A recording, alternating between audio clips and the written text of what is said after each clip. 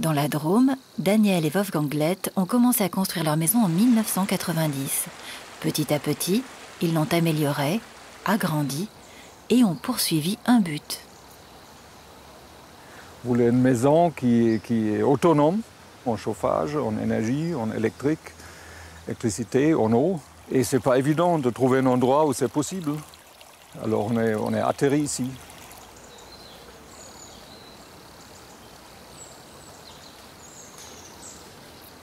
Déjà dans les années 60 et les années 70, c'était un des premiers endroits en France où il y avait de l'agriculture biologique, la Drôme.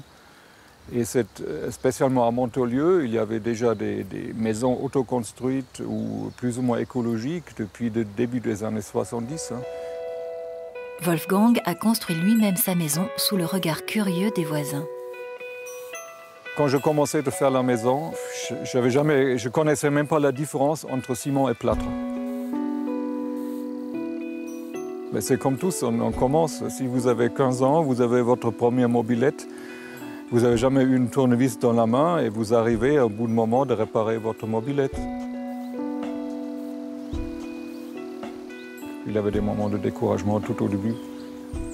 Le deuxième hiver, c'était un peu dur parce que les choses n'étaient pas complètement à pointe avec le chauffage, avec le système solaire et il y avait des moments qui étaient un peu durs. Wolfgang a essuyé les plâtres avec des matériaux et des techniques écologiques balbutiantes, se sentant parfois comme un cobaye, mais il ne s'est jamais découragé. On appelle ça pisé, adobé, comme on veut. C'est extrêmement solide, durable, isolante, tout ce qu'on veut. Pour cette colonne-là, qui est comme profondeur, au bas il y a plus que 1 mètre de profondeur, c'est quand même 3 ou 4 tonnes de terre paille. Alors avec un copain qui est 3 fois plus épais que moi, pour faire cette colonne, on a travaillé 3 jours. Il y a plein de façons de faire, mais nous on a fait un système de coffrage. C'est la terre comprimée, on monte un coffrage et on la comprime manuellement.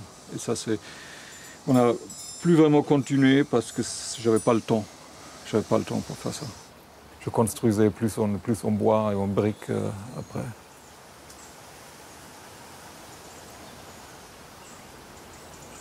Le toit, c'est fait en red cedar qui est importé du Canada. C'est peut-être le seul matériau de volume qui ne vient pas d'une source locale, qui vient de très très loin.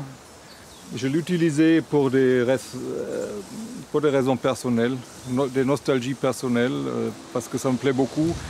Et en plus, ça permet de faire une maison très très léger, parce que ça pèse pratiquement rien, c'est extrêmement durable et s'adapte à toutes les formes possibles. Et on n'a pas besoin de faire une charpente lourde pour réaliser ces toits-là. Il faut mieux passer 1 ou 2 ans en faisant son maison, de passer le reste de sa vie payer des traites. De toutes les arnaques qu'on subit, je crois la maison c'est le plus grand. C'est-à-dire faire travailler des gens toute une vie pour une cube en parpaing qui une maçon monte en 10 jours, qui en a pour 1 500 € de parpaing et quelques tuiles, un peu de plaque au plâtre. Et de faire travailler des gens pour ça toute leur vie, c'est fantastique, ça n'a jamais existé.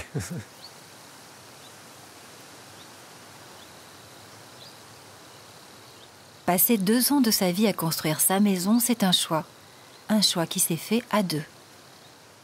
Personnellement, je voulais une maison dans la nature et une maison très ouverte. Une maison de plein pied, une maison très lumineuse, une maison qui ne soit pas carrée. Et ce qui est bien aussi, c'est qu'en été, justement, le soleil ne rentre pas dans la maison. Donc elle reste fraîche. Ce que j'aime, moi, c'est qu'on ne se sent pas enfermé. Moi, je ne supporterais pas une maison...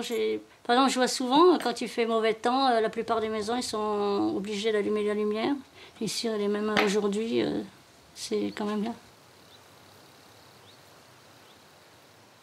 S'il y a du soleil ici, qu'est-ce qui arrive assez souvent en hiver, il y a comme des journées, le grand part des journées de soleil. Ce n'est pas nécessaire de chauffer la journée parce que le soleil, quand le soleil est bas en hiver, le soleil rentre profondément dans la maison et il chauffe la chape. Il y a une dalle isolante et la chape, le carrelage est sous la dalle isolante. Alors pendant l'après-midi, ça se chauffe quand même assez bien. Alors on fait un feu peut-être vers 5-6 heures. Alors c'est rare quand même les journées où on chauffe toute la journée, c'est très rare. La maison elle est complètement évolutive, c'est-à-dire que la première année, on n'a fait que le bas. Au début, il n'y avait aucune porte dans cette maison. Et à force d'agrandir la maison, ben, finalement aussi, parce que quand il y a beaucoup d'enfants, ils veulent plus d'intimité, donc on a continué à mettre des portes. Je ne vous montre pas là.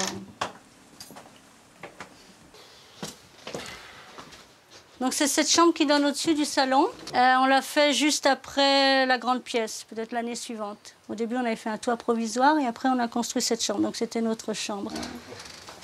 Voilà, après cette chambre-là, on a fait la salle de bain. Alors, salle de bain, elle est voilà, avec des carrelages marocains. Et l'idée, il n'y avait pas encore la véranda, donc l'idée, c'était de pouvoir prendre son bain en regardant les montagnes. Et donc après, on a construit cette chambre-là pour notre fille. Elle a une plus grande chambre. Cette chambre donne sur une petite ruine et en fait, c'était le seul morceau. On l'a construit attenante à la ruine. On a enlevé le mur du fond d'une petite ruine qui existait déjà pour construire cette chambre.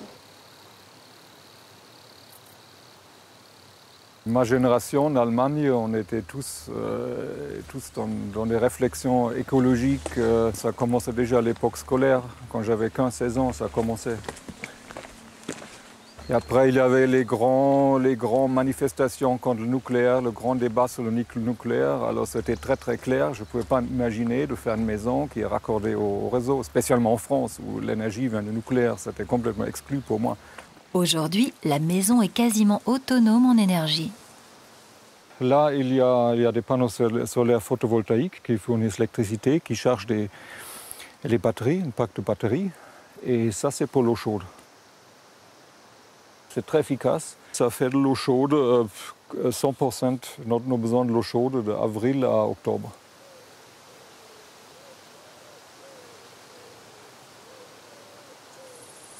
Même une petite éolienne, quand une bonne vente, il sort 500 watts.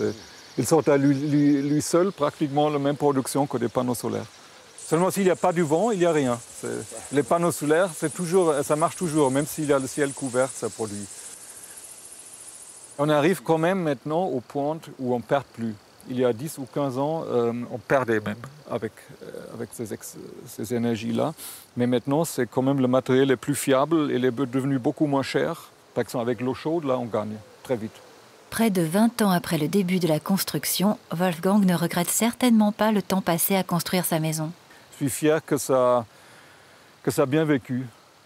Parce qu'on m'a prédit que ça ne va pas marcher, on m'a prédit que ça va tomber, ça ne va jamais marcher comme tu penses, ça ne tient pas, ça s'écroule, ceci, cela. On m'a tout prédit. Et finalement, tout marchait très bien.